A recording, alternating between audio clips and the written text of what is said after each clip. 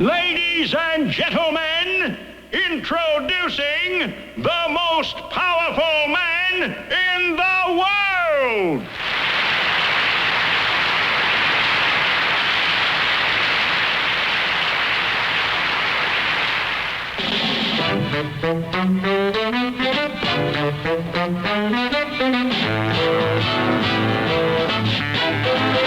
You're Mr. Man. You play the winning hand. You're Richard. You're neat, you're nice, you're great. You're Richard. You're a big-time heavyweight. Good luck. Oh, boy. Oh, wow. Oh, oh. Hip, hip. Hooray. You've made your day. You're swirl. You're ringing all the bells. You're Richard. You're soda and you're pop. You're Richard. You're the cherry on top. I hope. Oh, hi. Oh, me. Oh, my. Hip, hip. Hooray. You've made your day. Golly gee. Oh, say, can you see your heartsy tots? You call the shots. You're in like Flynn. You're made to win. You're Richard. Yes, sorry. What a guy. You're a pie in the sky. You're Richard. You're a tango or two. You're Richard. You're too good to be true. I hope. Oh, hi. Oh, me. Oh, my. Hip, hip. Hooray. You made your day.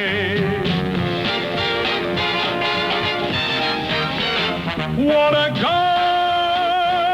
You're a pie in the sky. You're Richard. You're a tango for two. You're Richard. You're too good to be true. I hope. Oh, hi. Oh, me. Oh, my. Hip, hip. Hooray. You made your day.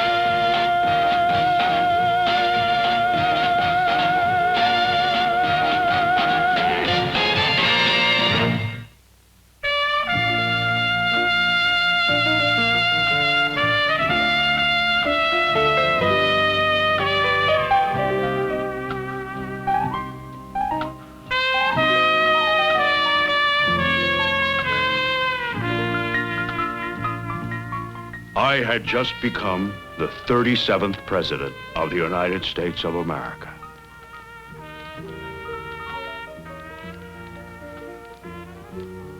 My prayers had been answered.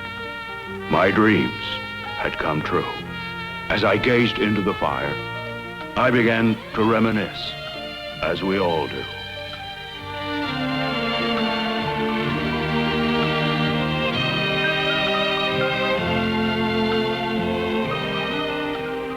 I recalled the early days, those humble beginnings.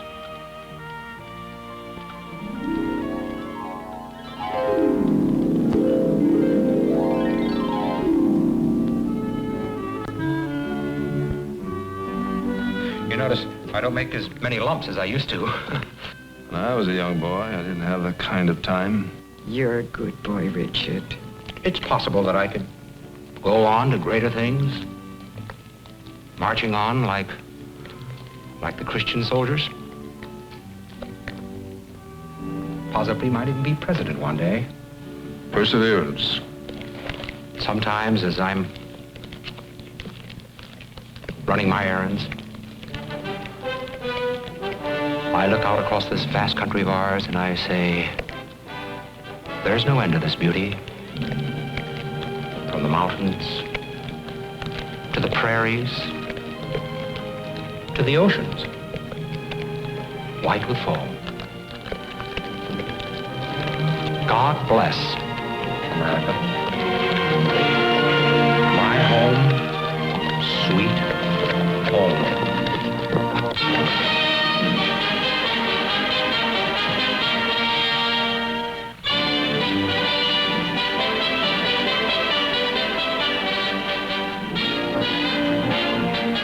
It was in college where I first experienced the thrill of competition.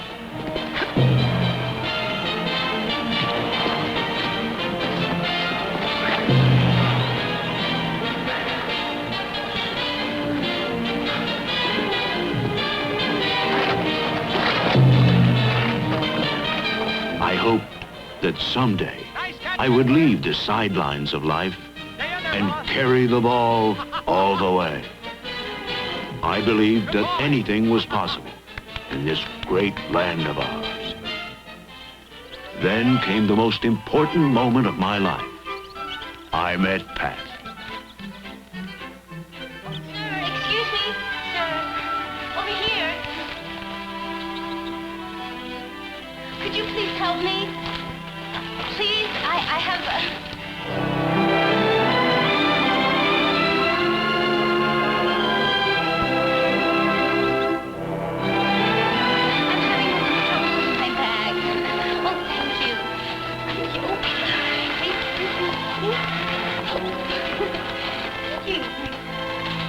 What do you do?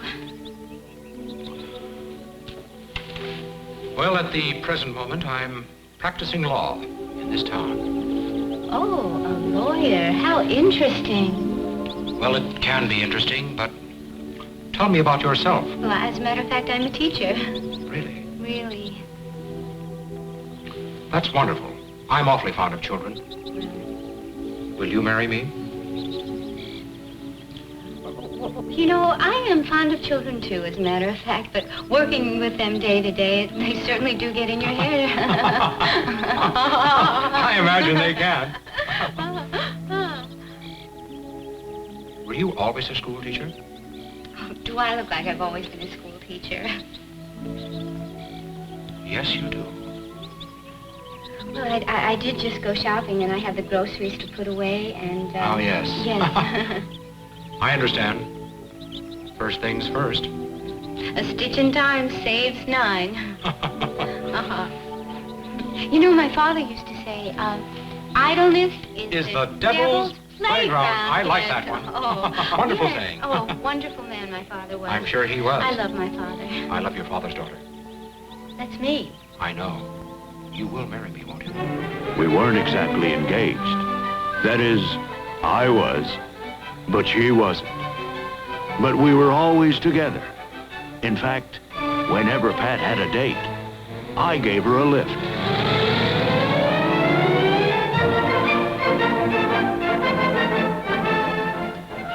Well, I hope you enjoy yourself.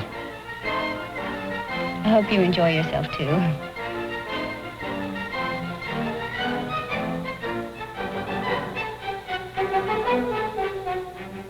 Soon, wedding bells would ring. But in the distance, the drums of war were rumbling.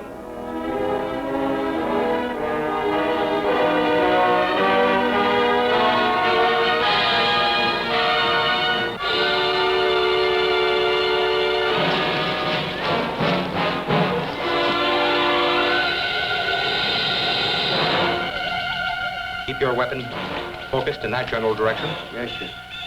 And kid, you keep your weapon focused in that general direction. Where are you going to fire, sir? Well, Jablonski, I assumed that you knew that I was of the Quaker faith and that I cannot use my weapon actively against the enemy. However, if they do attack, I will inform you of which direction they are coming.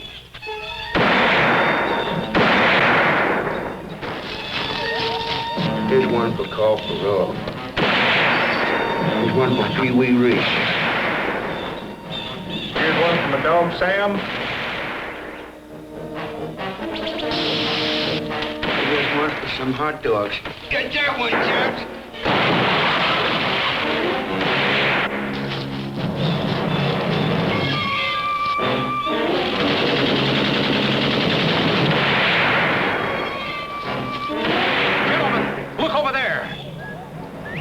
More Japs! Wait a minute.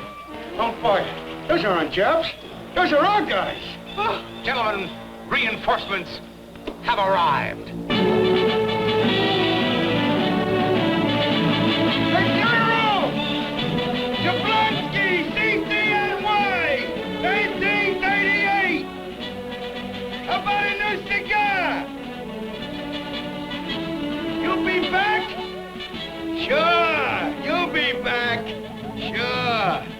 coming back, he said.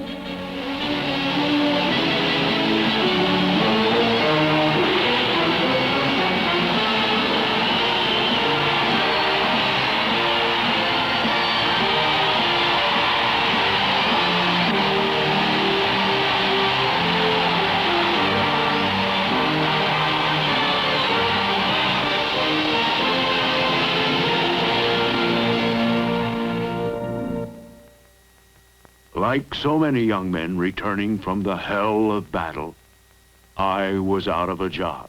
Then, while looking through the want ads, I had a stroke of luck. Something that looked as though it was written just for me.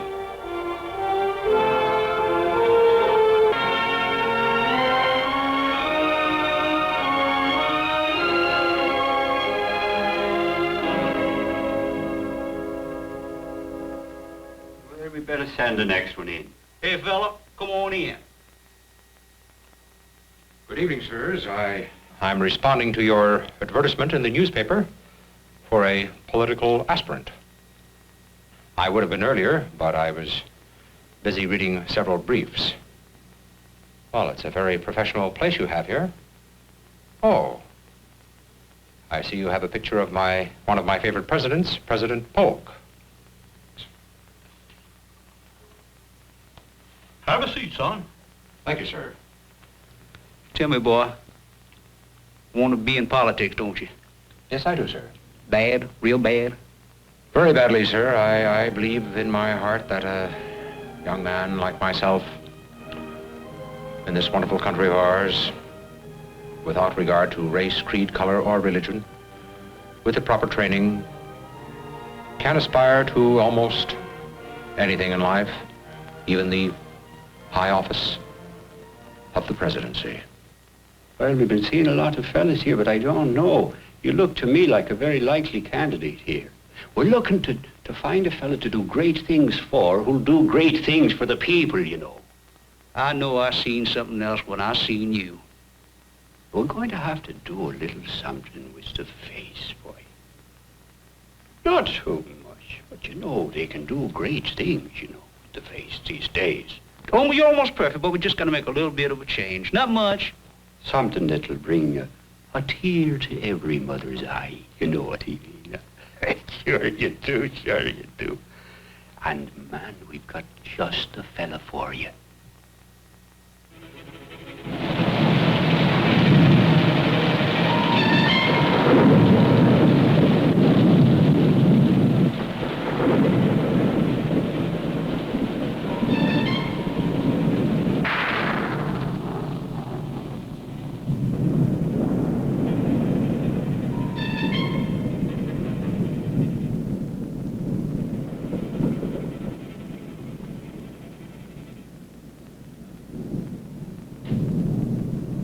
Hello? Doctor? Hello, doctor?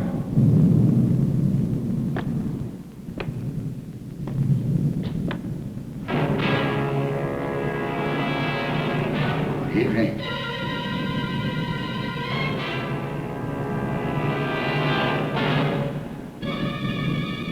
Won't you sit down? You won't need this here.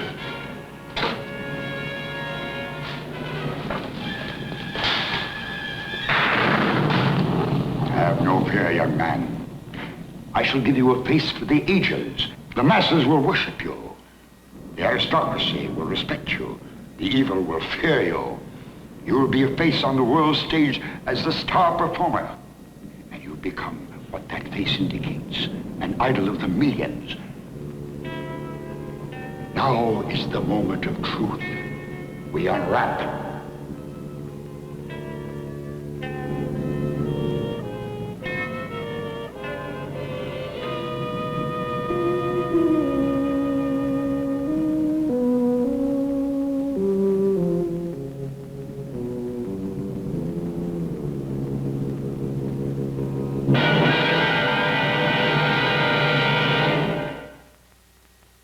Sometimes these things don't work out exactly the way you plan them to.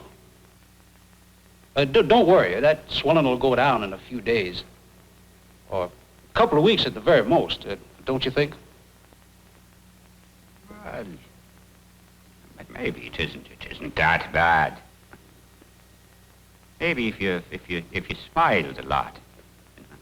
Give us a little bit of a smile. You know, that winning smile. Come on, turn up the corners of your mouth.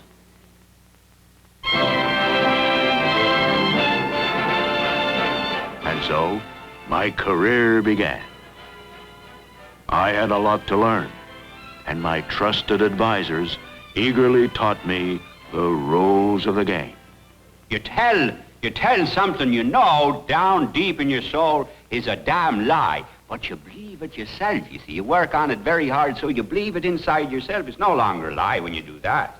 If you're convinced, if you know deep in your heart that the lie you're telling is the truth to you, you see, then you got it. When everything else fails, call the man a commie. It works every time, and the time is right. This may sound biased. However, if I were even suspicious of a person with whom I were scheduled to work being a communist, I'm afraid that it'd have to be them or me. If I had my way about it, they'd all be sent back to Russia or some other unpleasant place. I think they're cracked. I would move to the state of Texas if it ever came here, because I think the Texans would kill them on sight. Ronald Reagan, 9137 Cordell Drive, Los Angeles 46, California. My recollection on that point, Mr. Nixon, is I had a conversation with Mr. John Foster Dulles in which he said that he had heard reports that people had called me a communist. Would you go up there and tell them to really talk it up? I mean, lay it in there. We discussed those reports at that time. I can only assume that Mr. Dulles was satisfied that there was nothing to the reports. I still wasn't able to talk it up, so my advisors gave me a crash course in speech reading. Congressional committees to follow fair procedures in their investigations. I'll tell you what, pick it up from in addition. And in addition, they have diverted attention from those whose primary... Oh, strike that. We'll go over it. They have allowed those... Oh, Richard, one point of information. Your flyer's open.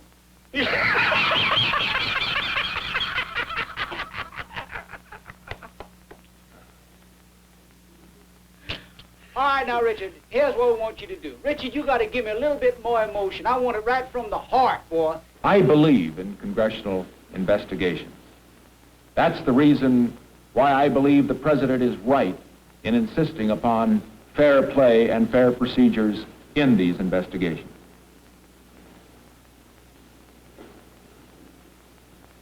That's all. Is that all you wanted on that one? Richard, no, it's not. Do it over again. Tell them why you agree. Take it one more time. And it's because I believe in congressional investigations that I agree that the president is absolutely right in insisting that those investigations be conducted fairly. Because when they're conducted fairly, they are the most effective in doing the job. That's all on that one. Throw away that piece of paper. It don't mean nothing. It's nothing but a bunch of words. It's not you. Give it to them from your heart, or let them feel it from your gut. Spill it out to them. They're your people. They love you. You love them. Lay it on them, son. Improvise like only you can do. A lot of people may raise the question, why all this hullabaloo about being fair, particularly when the people you're investigating are a bunch of traitors? In fact, I've heard some people even say, after all, they're a bunch of rats, why don't we go out and shoot them? Well, I agree that the communists are rats. But on the other hand, remember this. When you go out to shoot rats, you've got to shoot straight. Because when you shoot wildly, it makes it easier for the rats to get away. And also, there's a risk that you might shoot someone else who's out there trying to shoot the rats, too. You know, this is a great and a good country. Let's quit fighting among ourselves about an issue that all Americans should be united on. And let's get together to make the American dream come true. I am holding in my hand a microfilm of very highly confidential, secret State Department documents. Soon, I was speaking out on the issues of the day. Over 10 years My ago, colleagues were very impressed. communists who were employees of that department and who were interested in seeing that these documents were sent to the Soviet Union, where the interests of the Soviet Union happened to be in conflict with those of the United States. He left the sidelines and was in the game. Soon I was running for senator. One more step up the ladder of success. One of the most distinguished colleagues that I have in the United States Senate, a young and gallant Republican out of the West, Richard Dixon of California, whose roots are really in Ohio.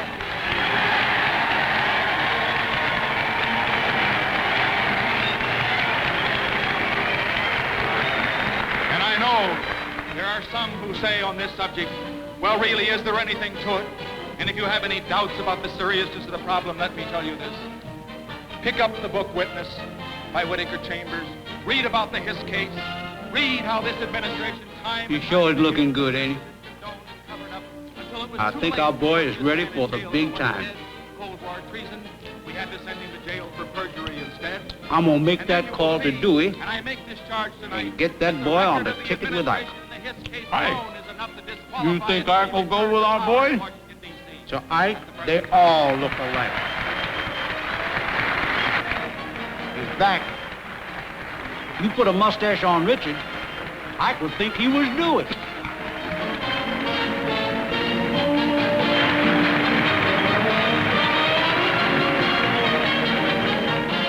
And declares Richard M. Nixon the Republican nominee for Vice President by acclamation.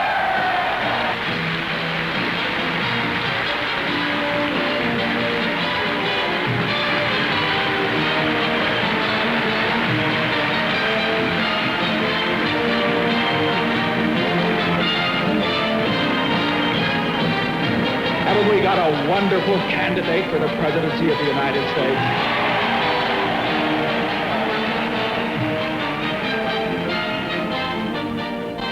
I was moving ahead faster than I'd realized. I called my dad and told him the good news. He was as thrilled as I was. But little did we realize there was a major crisis ahead. The following program is sponsored by As a result, I went on television and gave what is known now as my celebrated checker speech. I'm sure that you have read the charge and you've heard it. That I, Senator Nixon, took $18,000 from a group of my supporters. And so now what I am going to do. Incidentally, this is unprecedented in the history of American politics. I am going at this time to give to this television and radio audience a complete financial history. Everything I've earned, everything I've spent, everything I owe. And I want you to know that. I'll have to start early. I was born in 1913. Our family was one of modest circumstances, and I worked my way through college and to a great extent through law school. And then in 1940, probably the best thing that ever happened to me happened. I married Pat, sitting over here. We had a rather difficult time after we were married, like so many of the young couples who may be listening to us. I practiced law. She continued to teach school. Then in 1942, I went into the service. Let me say that my service record was not a particularly unusual one. I went to the South Pacific. I was just there when the bombs were falling. And then I returned to the United States, and in 1946, I ran for the Congress. Well, that's where we start when I go into politics. Now, what have I earned since I went into politics? Well, here it is. I've jotted it down. Let me read the notes. First of all, I've had my salary as a congressman and as a senator. In these moments of great crisis, I called upon all my resources and training and bared my soul before my fellow countrymen. At the time that I severed my connection with it. Now, that was what we took in. What do we have today to show for it? First of all, we've got a house in Washington, which cost $41,000, and in which we owe $20,000. We have a house in Whittier, California, which cost $13,000, and on which we owe $3,000. My folks are living there at the present time. I have just $4,000 in life insurance, plus my GI policy, which I've never been able to convert, and which will run out in 2 years. I have no life insurance whatever on Pat. I have no life insurance on our two youngsters, Tricia and June. I own a 1950 Oldsmobile car. We have our furniture. We have no stocks and bonds of any type. Well, that's about it. That's what we have. That's what we owe. It isn't very much, but Pat and I have the satisfaction that every dime that we've got is honestly ours. I should say this, that Pat doesn't have a mink coat, but she does have a respectable Republican cloth coat. And I always tell her that she'd look good in anything. One other thing I probably should tell you, because if I don't, they'll probably be saying this about me too. We did get something, a gift, after the election.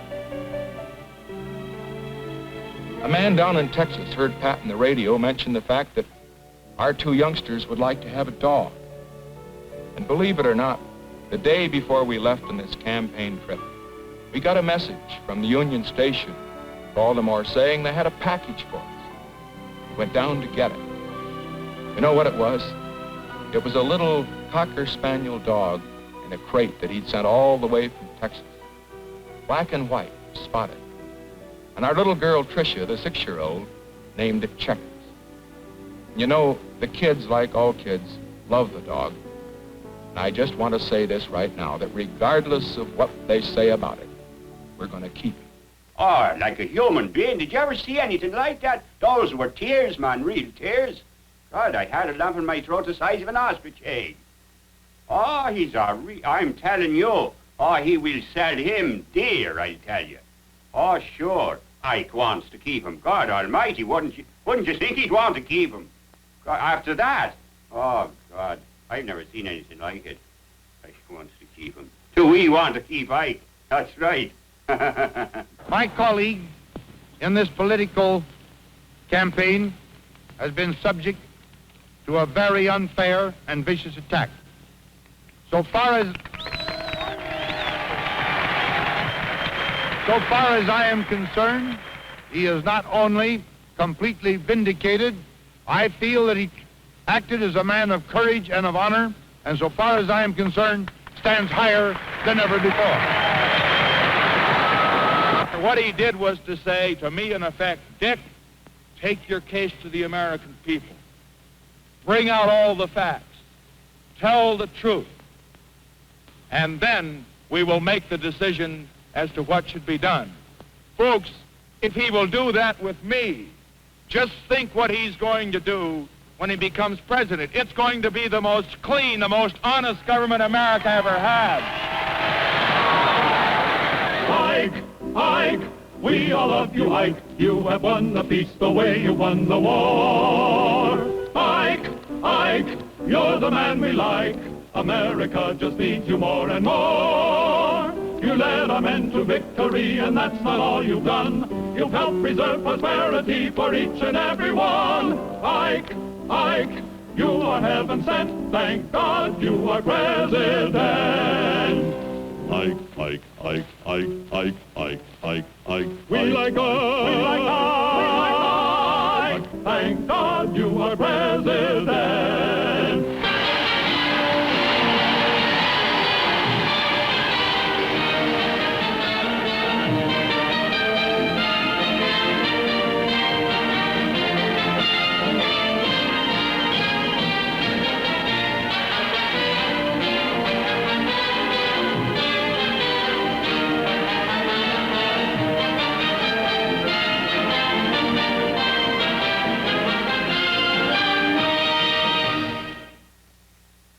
Richard, now take it nice and easy. 1, 2, 3.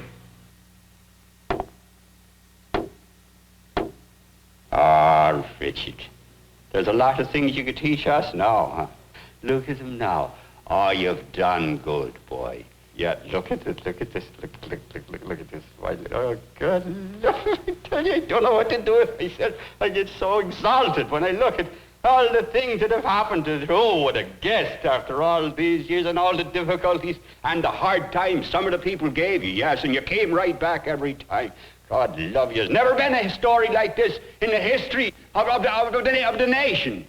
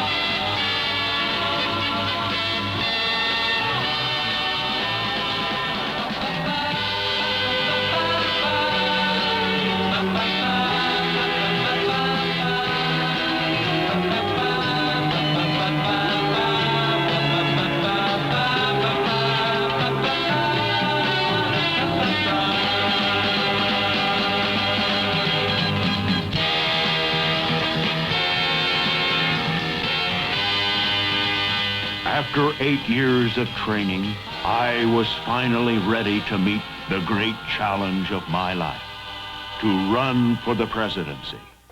My time had come. Unanimously nominated to be the candidate of the Republican Party for the office of President of the United States. But I was going to say this. My mother and my father had this almost devotion. The thing that they lived for with the 5 of us was they wanted us to have a better chance than they had. That's what they wanted. So they got up in the morning, they baked pies, she baked pies, and my dad was up fixing the vegetables, going over to market to buy them, and put them in the store. I did it when I was going through high school and college, too. And so I know what those problems are. But there was one problem I hadn't realized. My opponent was a star. My congratulations to Senator Kennedy for his fine race in this campaign, and to all of you.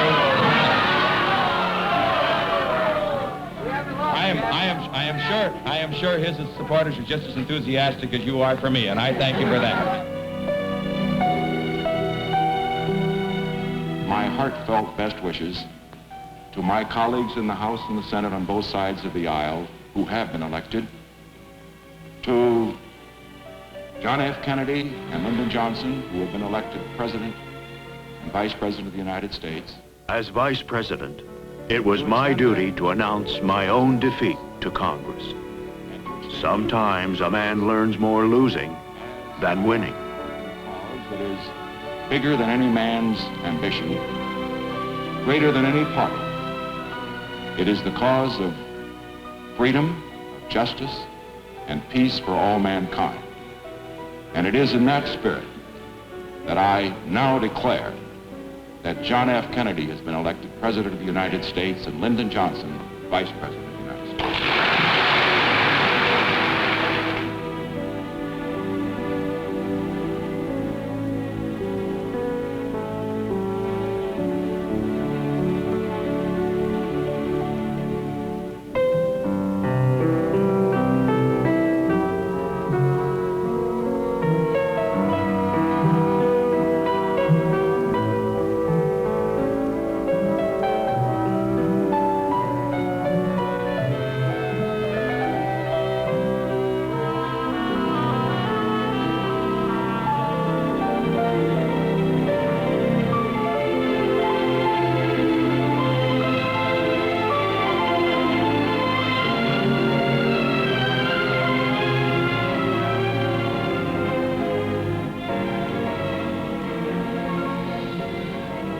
Of course, had my own books that I wanted to supervise, and my records, as some of you know who've been out to my house. I'm a hi-fi and stereophonic fan. I wanted to get them together.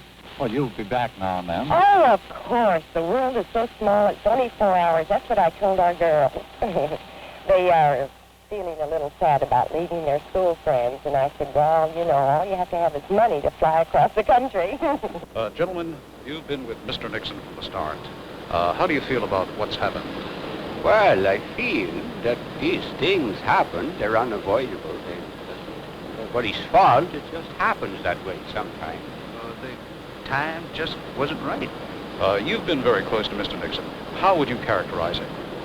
Oh, well, he's a man of the people, don't you know? And the thing that I liked most about him, right from the start, was his humility. Wouldn't you say that was the main thing about him? Oh, yeah. The first time we saw him, I was completely humilified. How did you and Mr. Nixon first get together? Oh, well, you won't believe this, but we put an ad in the paper. That's right. Is it true? Just put an ad in the paper. Do you intend staying together permanently? We are going to be with that boy forever. If there should ever come a time where we can't be together, we won't be any further than that. That's right. That's right. That's what the man says. True. What do you intend to do next? Well, we're just going to put another ad in the paper. No, that's just a joke. We're only joking. You devil, you. No, we're going to be with him. We'll be with him right to the bitter end. I shouldn't say bitter. No, you shouldn't. The sweet end. That's right. Oh, the man will be back. You mark my words to that. Oh, yes.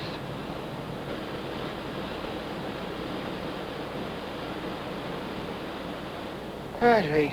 What time does the train leave? Leave in about 15 minutes. Oh, we got to get a move on, then. You leave the note? I thought you left it. I didn't leave it. Oh, I took care of the note. What'd you say? Well, I said, dear Richard, due to circumstances beyond our control, we find that we have to be elsewhere. And I said goodbye, and I should have said good riddance. It has to be the biggest loser of all time, that fella. What are you talking about? You were the one who loved him. You said that was the greatest find of all. You sat there saying, yes, sir, that's him. That's the one we've been waiting for. Forget all the others. They're nothing but bums. This is the gal. This is the one. That's all you kept saying. You drove us crazy with it. Who did you vote for? That's what I want to know. Who did you vote for? I voted for the boy. Well, I voted for John F. Kennedy, boy. You did who? That's right. I know who the loser was in this. I voted for the winning man. Well, you could have had the courtesy to tell us, so we could have voted for Kennedy, too. I figured by that time every man for himself. What are we going to do now? You know something? I think we will put another ad in the paper.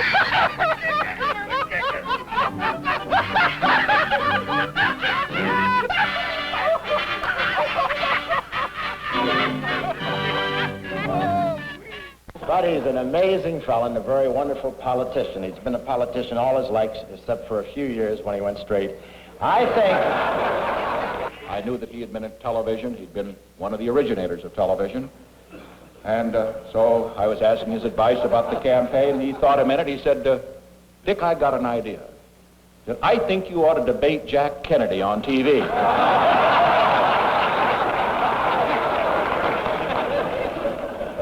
It's true, I did tell him to debate, but I didn't know he drank. Amid the laughter and tears, as I prepared to leave Washington, possibly forever, my friends and colleagues gave me a final farewell party. It was my birthday.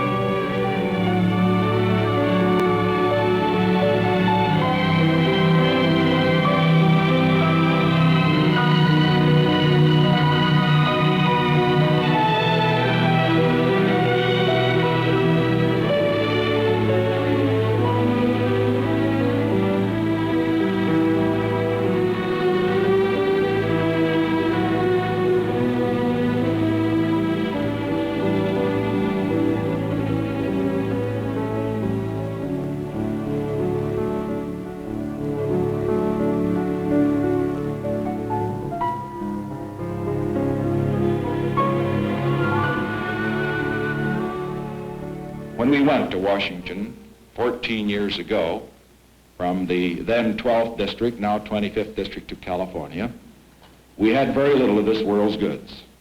I recall we had an automobile, we had a baby girl, we had a little furniture, and we had a mortgage. We spent 14 years in Washington as congressman, and then senator, and then vice president, and now we return to California. We have a lot more. We have 2 girls, we have 1 dog, we have 3 cats, last count, and 2 parakeets, and a much bigger mortgage.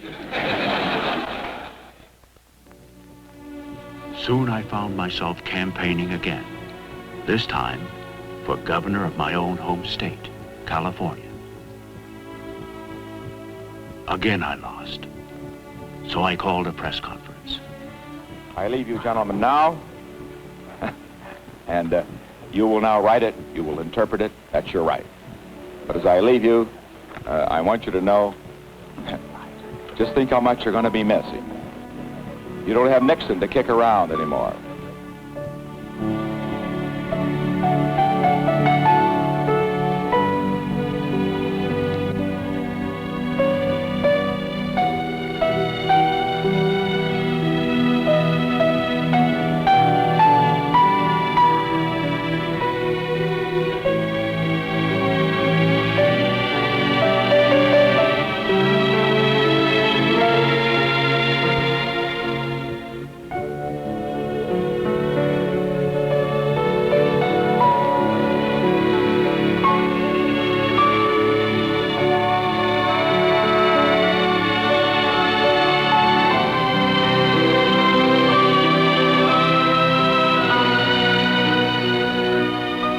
A time in every man's life when he feels he can't go on.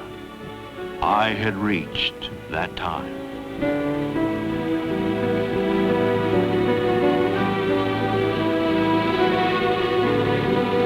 Like most men do when they're at the end of the rope, I was feeling very close to God. Little did I know, he was feeling close to me. And so began the strangest chapter in my life.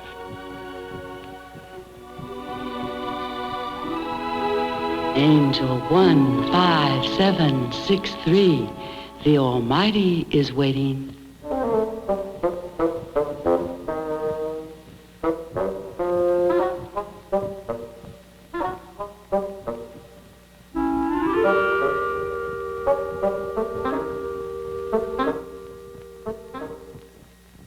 You sent for me, sir? Yes, we seem to have a problem. Richard is not fulfilling his destiny.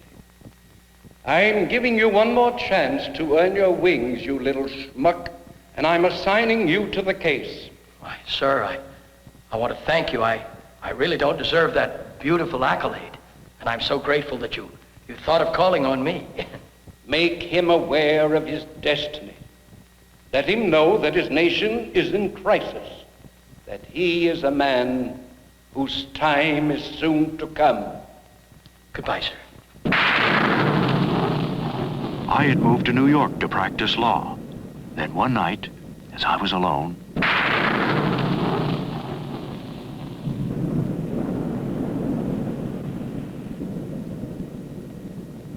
Who are you?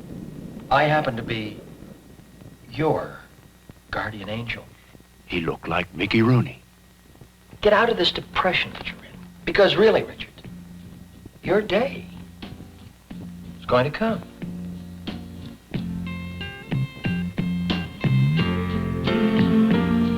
That little angel seemed to know me very well.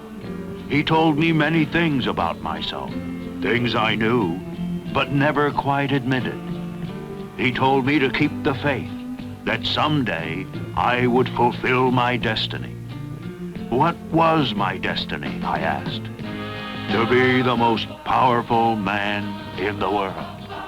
Can do, Richard. If you make up your mind. It's destiny. Come on, we'll walk. You can swing your arms, too. You know how to swing your arms? Swing your arms, that's it.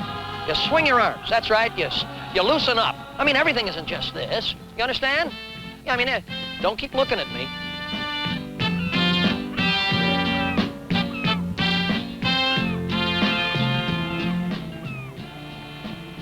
Quite a lady, isn't she, Richard? Huh? Lovely lady. Like all ladies, she has to be protected. And the ugly duckling turned into a beautiful swan. Richard? Need I say anything more?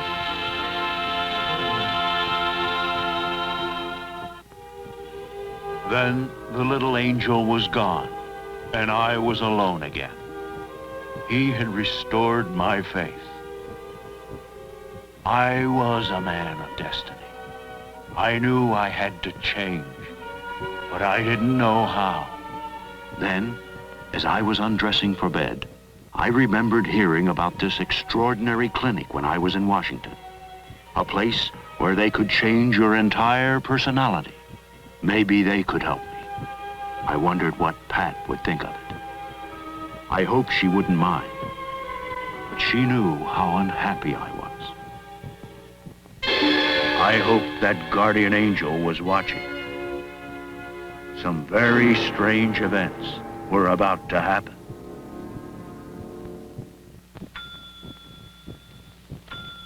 Dr. Emmanuel Dannett.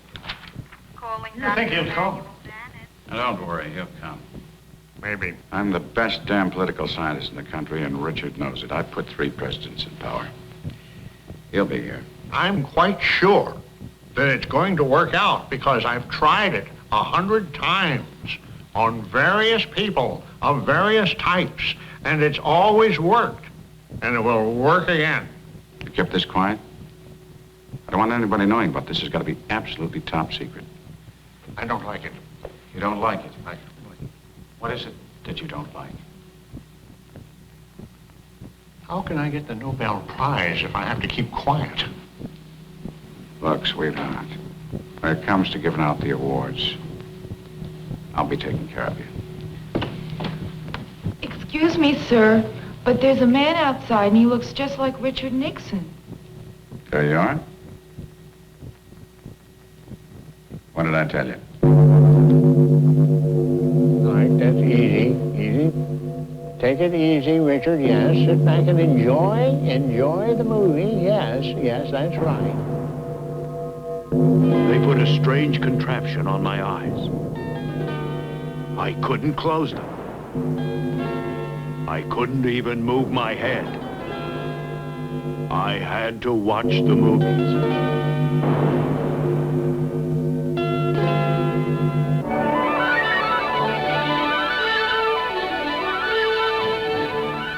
They showed me my colleagues. I thought they looked good.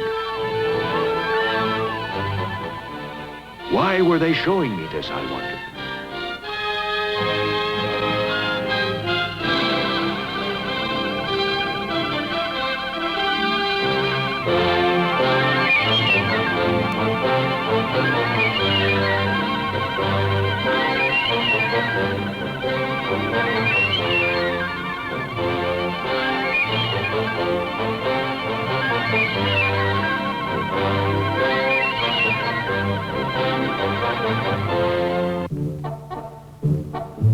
Then I saw myself.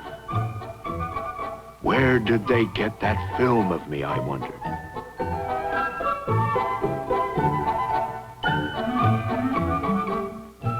I was beginning to feel a little sick.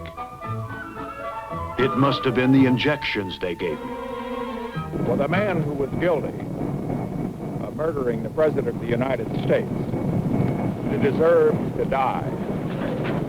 But under our system, he also is entitled to a trial.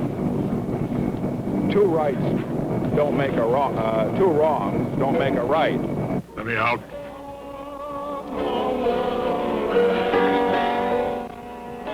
Oh, Dr. Blaine. Dr. Waverly, how is he doing? Oh, he's just doing wonderfully.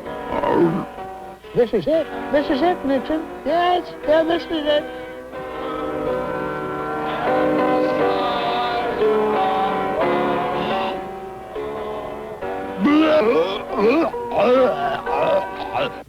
I'm sure that you have read the charge and you've heard it. That I, Senator Nixon, took $18,000 from a group of my supporters. Let me out! Then I felt pain all over. Horrible pain. I thought I would die. I wanted to vomit. I couldn't.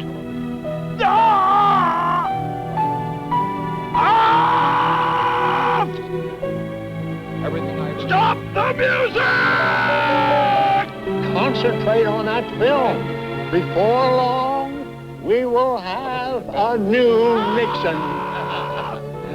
Yes, it's marvelous.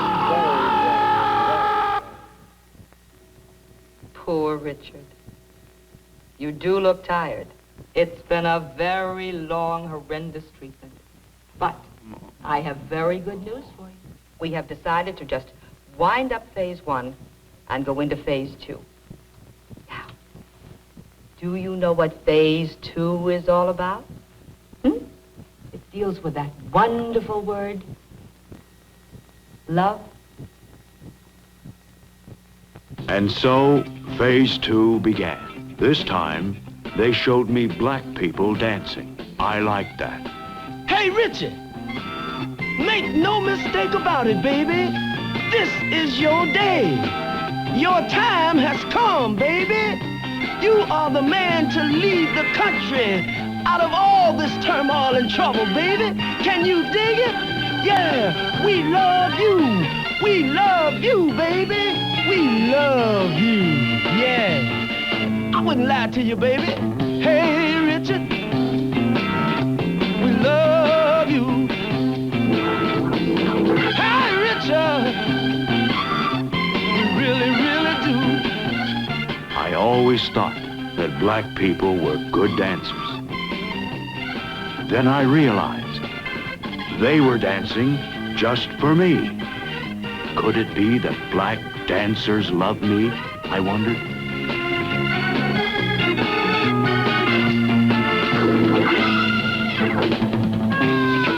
People all over the world, baby, are digging on you. They're grooving with you, dancing for you, baby, shaking for you. Can you dig it? Yeah, sure enough we do.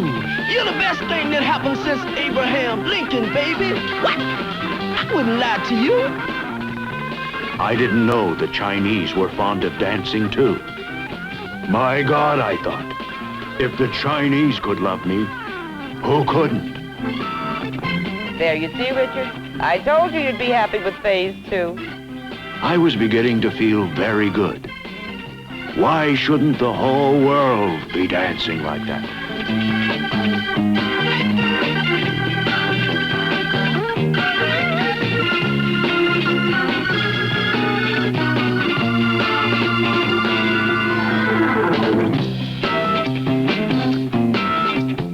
Gradually, a warm glow spread over me. I realized I was falling in love. It was the most important moment in my life since I met Pat. I promised myself, when it was all over, I would take dancing lessons. Don't you enjoy it, Richard?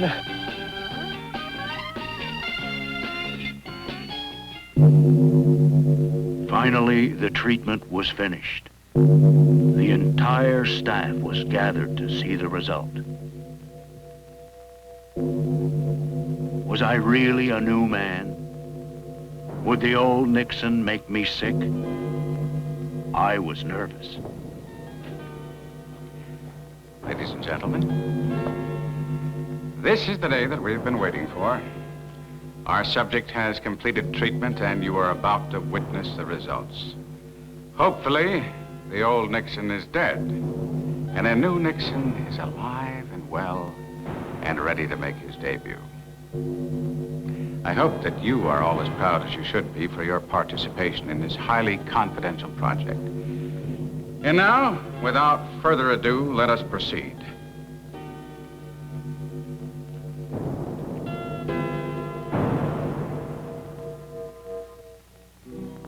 Hi.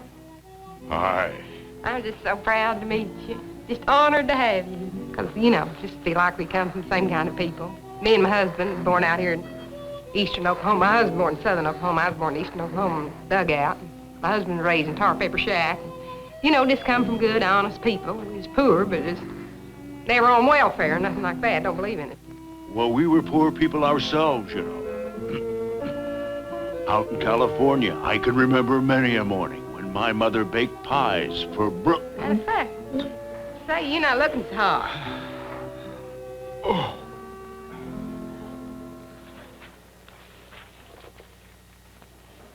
You want to kiss the baby?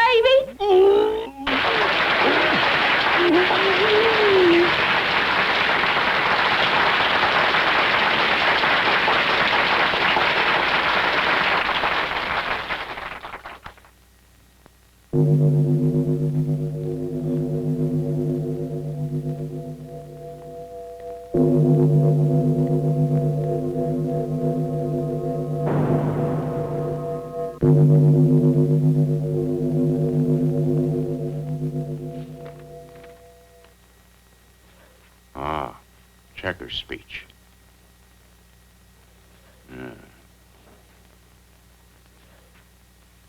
Oh, here's an interesting spot. My wife doesn't have a mink coat, but she does have a respectable Republican cloth.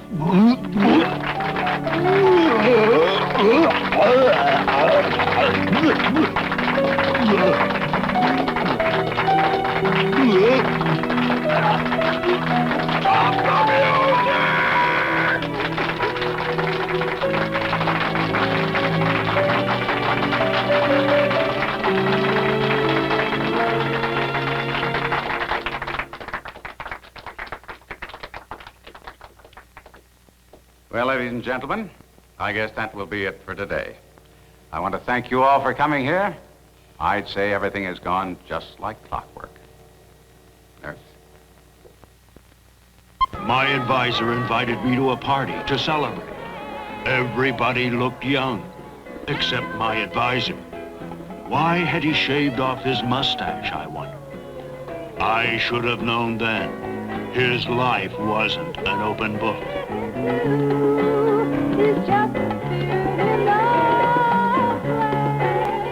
They seemed to like me very much. I must have really changed, I thought. I was glad I finally knew where it was at. I was thankful for my treatment. The whole world was dancing. And now I was dancing too. I felt very happy. Don't kill yourself and say, don't throw your life away.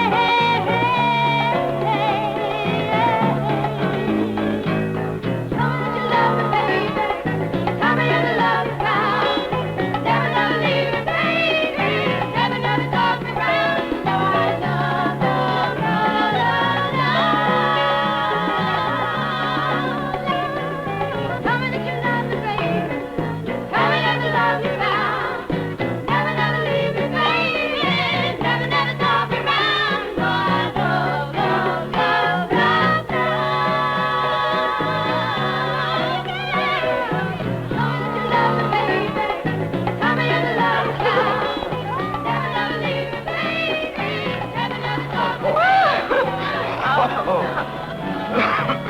You know, you're such a perfect dancer. I mean, I never would have believed it. I mean, you don't have that image or anything, but you're really, really cool. I mean, Oh, no thanks. I have my own.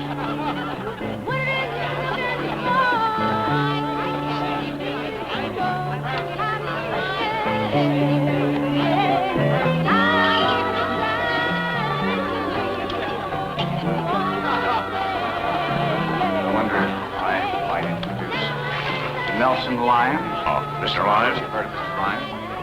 Pleasure meeting you, sir.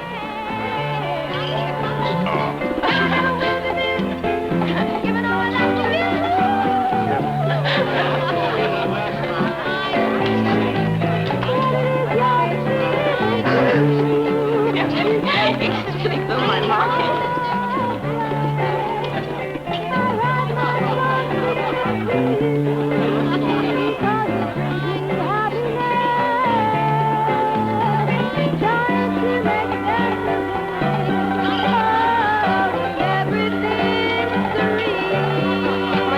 Hardworking woman. She knows what it is to be, for the aches and the arthritis, you know, she was so concerned about me. She thought, well, I feel so better. But she really wants to get on with it. And the other day, she called me the dishwasher, and I was all very upset and mad because her brother, you know, it's a vicious circle. Life just goes on. Never gets much better. It's just, you know. And what do we do about it? I mean, you're a man and you're very wise and stuff. That's all right. That's all right. Don't harm at all.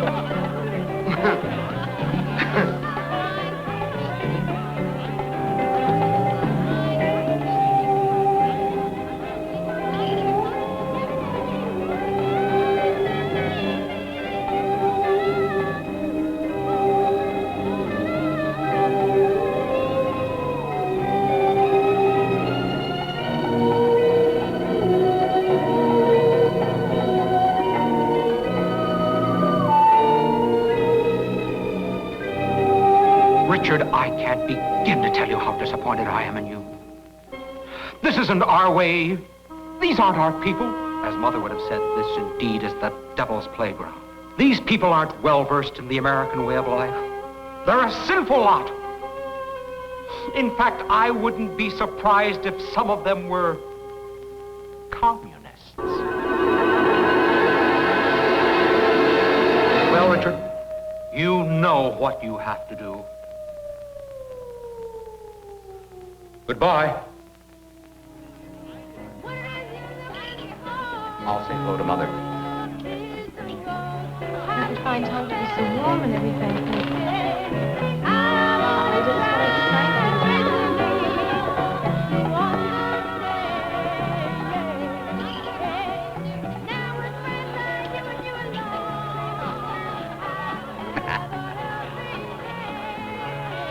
I know why you shaved off your mustache.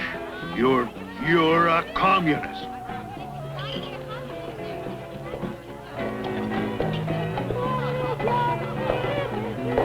That didn't happen. That didn't happen.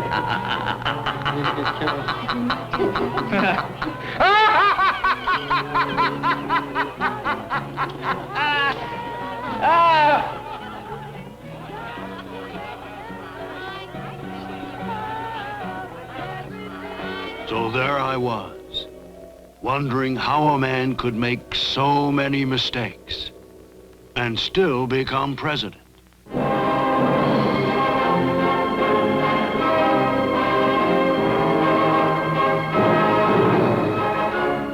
Then I picked up the phone and made my date with destiny.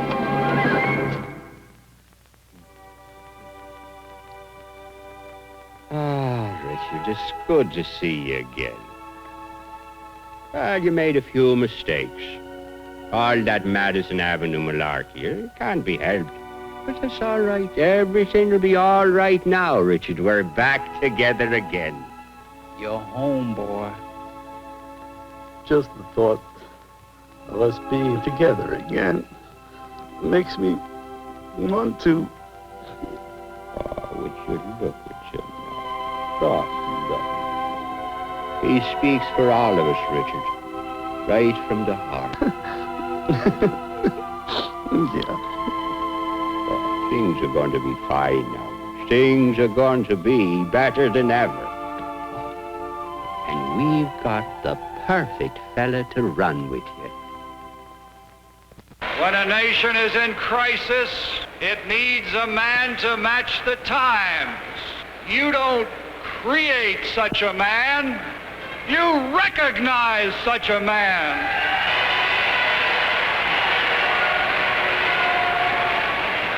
It is my privilege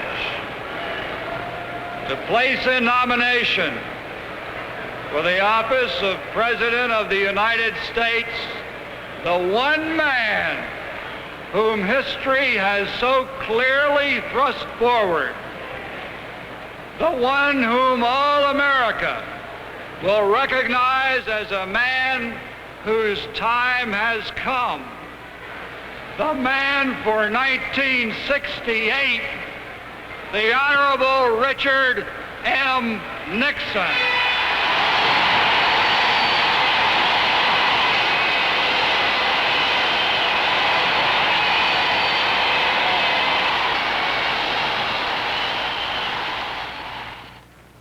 Years ago, I had the highest honor of accepting your nomination for President of the United States.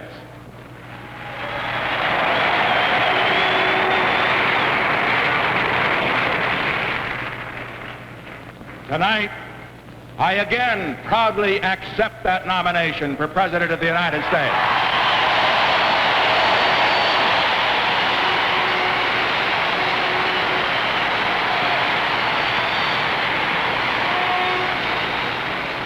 But I have news for you. This time there's a difference. This time we're going to win. Yes, Nixon's the one with where he begun to save a brand new, wonderful world. He's the undisputed voice of the thinking man, and he's everybody's choice for a better plan. 'Cause if anyone could do it, Brother Nixon can. He's the one we want, Richard Nixon.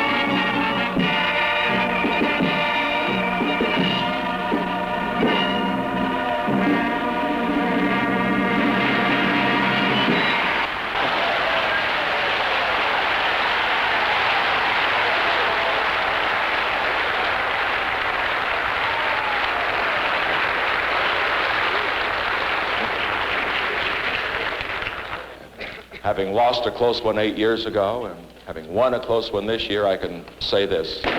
Winning's a lot more fun.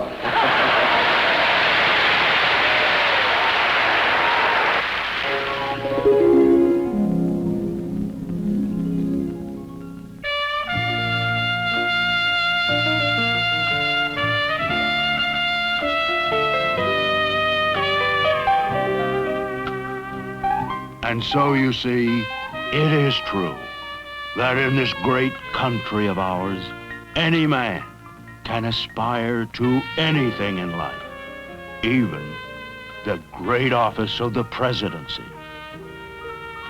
It wasn't easy, but you know something? Nothing is.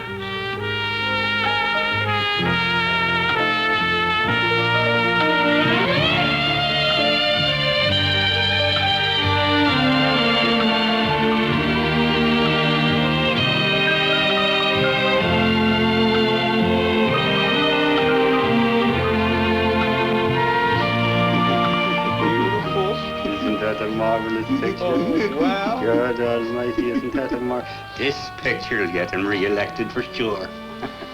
That was a fantastic idea that you had making that picture. Oh, God love you. We'll get another 4 years out of him. Really got to you, didn't it? Oh, look at him. Yes, me too. You remember that part when Richard and Pat get together for the first time? You remember? Wasn't that something? Didn't that tear the heart out of you? Oh, it did me. Oh, yes. The kids will love it. Oh, yes, the kids will love it. They'll all love it. The people will eat it up. And we'll keep the picture the same name, Richard. And we'll open it in June. We'll release it in New York, Detroit, Chicago, L.A., the whole country, the whole world. If this picture doesn't get him re-elected, nothing will.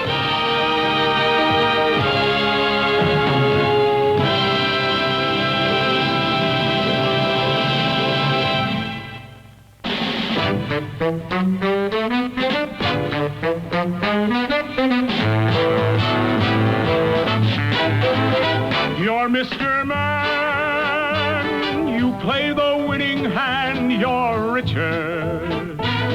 You're neat, you're nice, you're great, you're Richard. You're big-time heavyweight, good luck, oh boy, oh wow, oh ho, hip hip, hooray, you've made your day, you're swell, you're ringing all the bells, you're Richard. Your soda and your pop, you're Richard. You're the cherry on top, hi-ho, oh hi, oh me, oh my, hip hip, hooray, you've made your day. Golly gee, oh say, can you see your heartsy tots, you call the shots. You're in like Flynn, you're made to win, you're Richard. Yes, sorry, what a guy. You're a pie in the sky, you're Richard. You're a tango or two, you're Richard. You're too good to be true, hi-ho, oh hi, oh me, oh my, hip hip, hooray, you made your day. What a guy, you're a pie in the sky, you're Richard. You're a tango for two, you're Richard. You're too good to be true, hi-ho, oh hi.